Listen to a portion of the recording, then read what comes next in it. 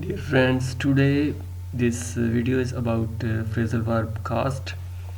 Cast we use in different phrasal verbs. First of all, cast away. Its meaning to throw away. A sentence: I cast away some heavy things from ship. Second one, cast down.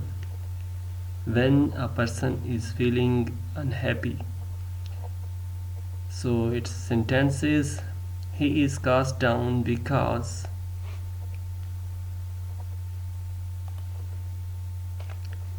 of loss. Third one, cast aside, means rejected.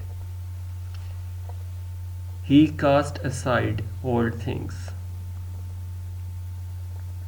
So this is a small video about phrasal verbs. So I will create some other videos about phrasal verbs. So keep in touch and like this video. Thanks for watching.